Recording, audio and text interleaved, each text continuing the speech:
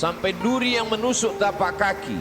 Sesungguhnya itu adalah cara Allah ingin menghapuskan dosa-dosa. Ada orang-orang yang silap, salah dan berdosa, lalu Allah sayang kepadanya. Innallaha idza ahabba qauman ibtalahum. Kalau Allah sayang kepada kaum itu, Allah uji dia dengan penyakit.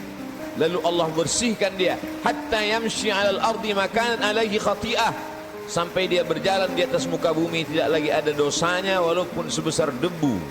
Bersih sebersih-bersihnya. Tapi terkadang pandangan manusia berbeda dengan pandangan Allah Subhanahu wa ta'ala. Allah menguji manusia membuat derajatnya naik. Allah menguji manusia membuat dosanya hilang. Allah menguji manusia membuat dia sabar, dan ketika dia sabar Allah berikan balasan.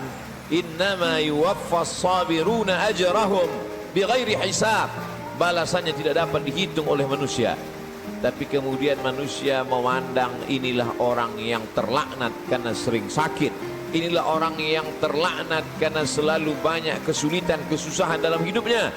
Padahal orang yang terlaknat adalah orang yang ketika diberikan nikmat, manusia menganggap, menyangka itu nikmat, padahal itu hanyalah azab yang tertunda. Apa kata Allah Subhanahu wa ta'ala? Sanastadrijuhum, kami berikan mereka istidraj min haitsu la ya'lamun, tanpa mereka sadari mereka sedang dipermainkan Allah Subhanahu wa ta'ala. Orang menyangka mereka adalah orang-orang yang diberi nikmat, padahal sesungguhnya dia sedang dipermainkan dengan azab tapi berbaju nikmat. Nabi menjelaskan ayat ini, innallaha la yumli lidzalim. Allah Subhanahu wa ta'ala mengulur orang-orang yang zalim, yang aniaya. Diulur umurnya panjang, diulur rezekinya banyak, diulur keluarga anaknya sehat, lengkap, sempurna, tapi justru itu menjauhkan dia dari Allah Subhanahu wa ta'ala. Ada manusia ini perbuatannya jauh dari Allah, tapi istrinya dekat kepada Allah. Ada manusia ini keluarganya jauh dari Allah, tapi pekerjaannya dekat kepada Allah. Laknat adalah ketika tiga-tiga yang ada dalam diri manusia semuanya jauh dari Allah Subhanahu wa ta'ala. Tabbat syada Abi Lahab wa tab. Abu Lahab dilaknat Allah. Apa yang pertama jauh dari Allah Subhanahu wa ta'ala? Ma aghna anhu maluhu. Hartanya yang banyak justru membuat dia semakin jauh dari Allah. Wa ma kasab. Usahanya, pekerjaannya, perbuatannya, aktivitasnya juga membuatnya jauh dari Allah. Wa mra'atuhu hammalatal hatab. Perempuan yang mendampingi dirinya juga membuat dia semakin jauh dari Allah Subhanahu wa ta'ala. Jangan sampai kita salah pandang. Karena salah berfikir, maka kita akan salah melihat, salah berbicara. Akhirnya kita akan su'uzan kepada Allah Subhanahu wa ta'ala. Di mana keadilan Allah? Mengapa orang yang tidak berbuat pahala, tidak pernah berbuat sedekah, tidak pernah melaksanakan salat, badannya sehat, umurnya panjang, rezekinya melimpah? Di mana keadilan Allah? Salah paham, salah fikir, salah pandang, salah bicara. Padahal sesungguhnya Allah Subhanahu wa ta'ala sedang berbuat seadil-adilnya. Ada orang-orang yang salah, diberikan Allah ujian sakit, lalu kemudian hapus dosanya, bersih dia menghadap Allah. Tapi ada orang-orang yang salah, karena dia tahu perbuatan itu salah, dia teruskan dalam kesalahannya. Mereka tidak kafir, mereka disebut dengan fasik. Yudhillu bihi katsira. Banyak orang yang disesatkan Allah. Wa yahdi bihi katsira. Banyak orang yang diberi hidayah oleh Allah. Siapa itu orang yang disesatkan Allah? Wa ma yudhillu bihi illa al-fasiqin. Yang disesatkan Allah adalah mereka yang fasik. Siapa itu orang fasik? Orang yang tahu bahwa perbuatan itu salah, dia lakukan kesalahan itu dengan penuh kesadaran. Dia sadar bahwa dia diperhatikan Allah, dia tahu bahwa dia lihat Allah, dia tahu bahwa bersamanya inna alaikum lahafizin, bersamamu ada malaikat-malaikat yang menjaga, kiraman, mulia, katibin, mencatat, ya'lamuna ma taf'alun, mereka tahu apa yang kamu lakukan. Tapi dengan penuh kesadaran dia langgar aturan-aturan Allah. Mereka adalah orang-orang yang fasik. Mereka diazab Allah Subhanahu wa ta'ala di dunia, bukan dalam bentuk kemiskinan, bukan dalam bentuk kefakiran, bukan dalam bentuk penyakit, diazab dalam bentuk kenikmatan agar dia semakin jauh dari Allah Subhanahu wa taala. Innallaha la yumli lizalim. Allah Subhanahu wa taala mengulur orang-orang yang zalim itu, diulur umurnya, dipanjangkan umurnya, dilimpahkan rezekinya, disehatkan anak-anaknya supaya semakin jauh dari Allah Subhanahu wa taala. Hatta idza akhadhahu lam yuflithu, sehingga ketika Allah menjatuhkan azabnya ke neraka jahanam nanti, maka tidak ada lagi yang tersisa dari dirinya kecuali hanya layak menerima azab Allah Subhanahu wa taala. Innallaha la yazlimu mithqala dzarrah. Allah tidak pernah berbuat zalim aniaya walaupun sebesar biji sawi, sebesar ujung rambut, sebesar ujung tombak, sebesar mata kail pancing, sebesar butiran debu, sebesar tapak kaki semut yang hitam di atas batu yang hitam di tengah malam yang kelam. Tidak pernah Allah Subhanahu wa taala zalim dan aniaya. Lalu kenapa manusia itu masuk neraka? Karena perbuatannya sendiri, karena tidak tanduk dan tingkah lakunya, karena Allah sudah memberikan dia ala fil jasadi mudghah. Ketahuilah di dalam jasadmu itu ada segumpal. Idza salahat salahal jasadu kulluh. Kalau yang dalam hati segumpal daging itu baik, maka baiklah seluruh jasadmu dari ujung rambut sampai ke ujung kaki. Wa idza fasadat, tapi kalau segumpal itu rusak, fasadal jasadu kulluh, maka rusaklah seluruhnya dari ujung kaki sampai ke ujung rambut. Ala wahyal qalb, sesungguhnya yang segumpal itu adalah hati. Wa nafsi wa ma sawaha, demi jiwa manusia dan penciptaannya. Fa alhamaha fujuraha, Allah berikan jalan fujur, jahat, buruk, hitam, bengkok. Wa taqwaha, Allah berikan jalan yang lurus, baik, saleh. Maka kemudian tinggal manusia memilih. Manusia memilih.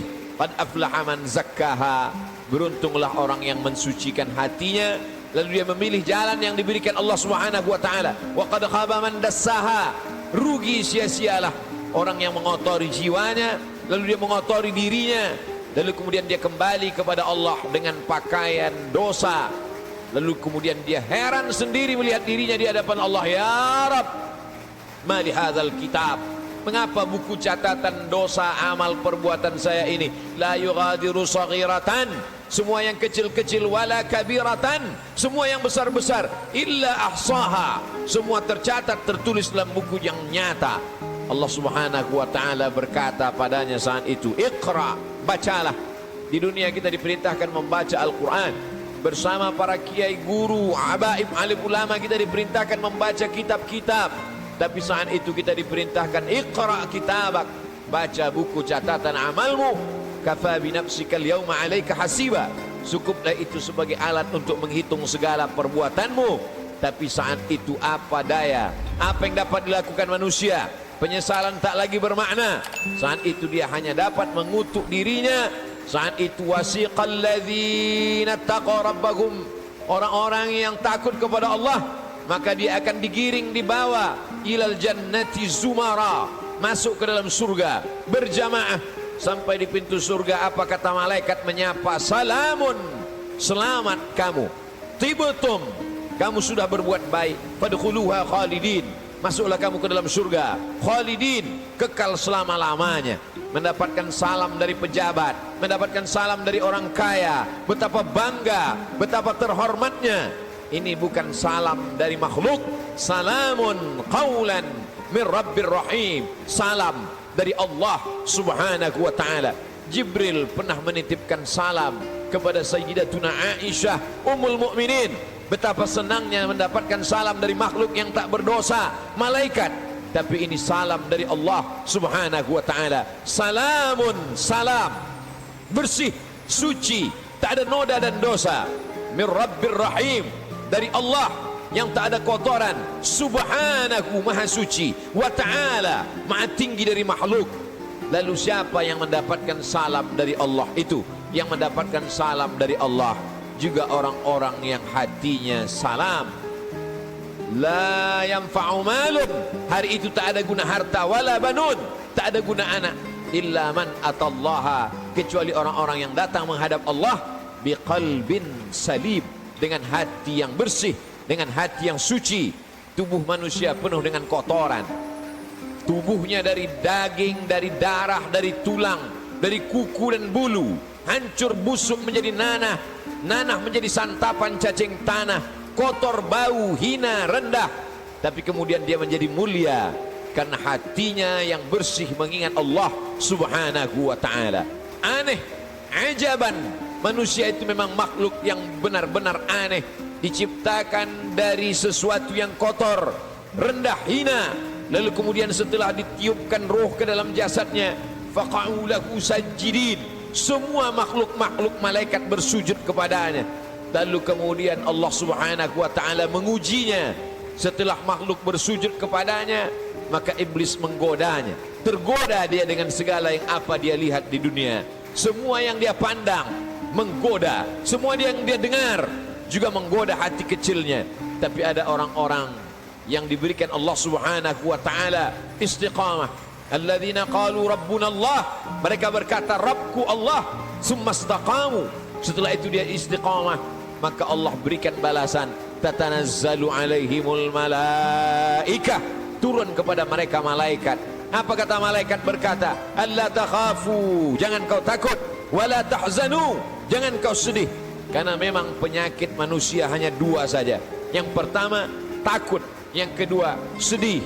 Takut terhadap masa depan, sedih terhadap masa lalu, sedih terhadap masa yang sudah lampau.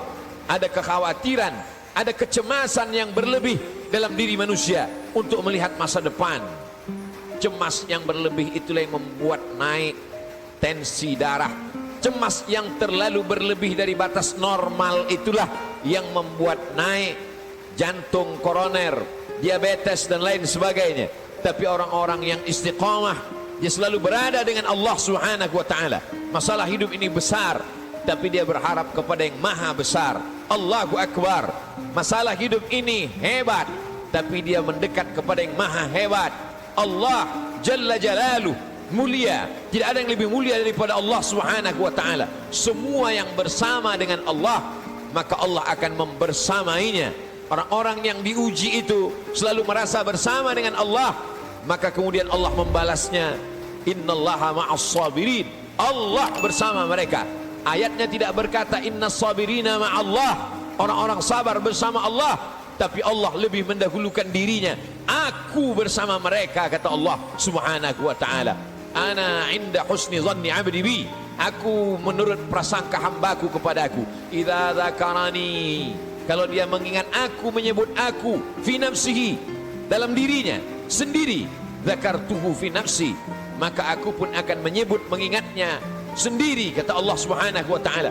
Wa idza dzakarani fi mala'in, kalau dia mengingat aku, menyebut aku bersama orang-orang yang ramai, bersama makhlukku, kata Allah, dzakartuhu fi mala'in, aku juga akan balas, aku akan sebut namanya, aku akan muliakan dia, fi mala'in khairum min mala'ihim, di satu kelompok jamaah, di satu kelompok orang makhluk yang lebih mulia daripada mereka. Saat itu makhluk ini dimuliakan Allah subhanahu wa ta'ala.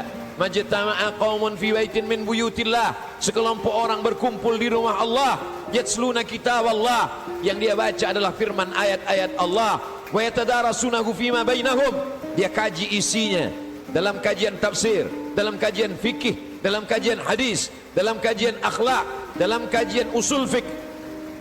Nazalat alaihimus sakinah, turun ketenangan ke dalam hati mereka.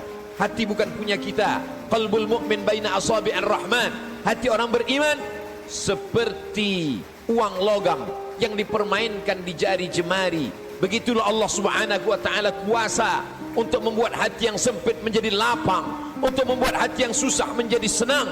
Semua berada dalam genggaman kudrat iradat kuasa Allah subhanahu wa ta'ala. Haffat bihimul malaikah, mereka dikelilingi oleh para malaikat. Wa dzakarahumullahu fi man indah, dan mereka dibanggakan Allah subhanahu wa ta'ala kepada para malaikat.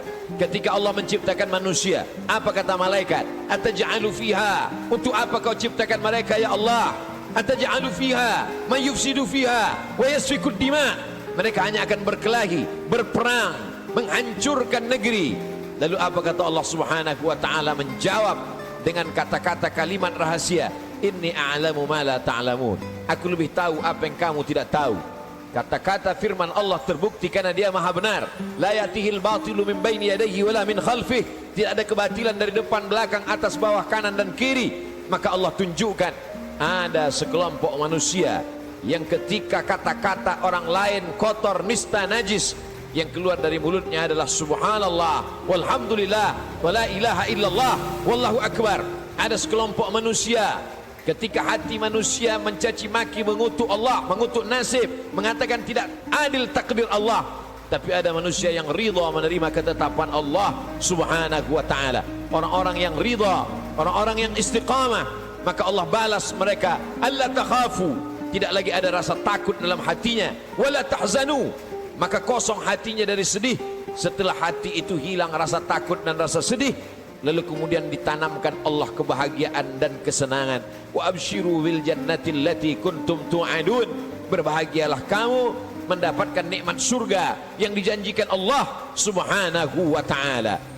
Ketika datang seorang sahabat bertanya kepada Rasulullah, ausini, berikan aku wasiat pesan yang singkat. Setelah aku dapatkan, aku tidak perlu lagi bertanya kepada siapapun di dunia ini ya Rasulullah. Lalu Rasul memberikan pesan yang singkat, qul, katakan, amantu billah, aku beriman kepada Allah, aku percaya kepada Allah, aku yakin kepada Allah, summa istaqim, setelah itu istiqamahlah, faqsusil qasasa, ceritakan kisah-kisah itu ya Muhammad, faqsusil qasasa, ceritakan kisah-kisah itu wahai pewaris Muhammad sallallahu alaihi wasallam, la'allakum yatafakkarun, mudah-mudahan mendengar kisah itu mereka akan berfikir, mudah-mudahan dengan membaca mendengar kisah itu mereka akan merenung. Afala yatadabbaruna al-Quran, mengapa mereka tidak merenungkan isi makna Al-Quran? Am ala qulubin aqfaluha, atau hati itu sudah mulai terkunci di kunci Allah subhanahu wa ta'ala. Allah uji Ibrahim alaihi salam, diuji dengan menghadapi ayah yang kufur kepada Allah, Azar, dia tetap istiqamah. Diuji dengan menghadapi umat Namrus, membakarnya dengan api, dia tetap istiqamah. Diuji dengan tidak punya anak, berdoa siang dan malam, Rabbi habli minas salihin, dia tetap istiqamah. Setelah anak lahir diuji lagi, Allah minta anak itu dikurbankan, dia tetap juga istiqamah. Ujian datang silih berganti. Itu juga yang terjadi pada Musa alaihi salam, dibesarkan di istana Fir'aun, lengkap dengan segala kenikmatan dan kemewahannya. Mudah sekali cara Allah mengeluarkan Musa dari istana Fir'aun. Dia lihat ada dua orang yang sedang berkelahi, fawakazahu Musa, Musa memisahnya, tapi dua orang ini tidak juga mau terpisah. Musa memukulnya. Saat itu takdir berkata orang itu mesti mati, dan kebetulan yang mati itu adalah bagian dari komunitas Fir'aun. Nabi Musa takut. Sebenarnya itu hanya skenario cara Allah agar Musa keluar dari istana Fir'aun. Lalu kemudian saat itu tidak ada tempat dia bergantung. Selama ini dia bergantung kepada Asia, selama ini dia bergantung kepada makhluk, selama ini dia bergantung kepada ciptaan Allah.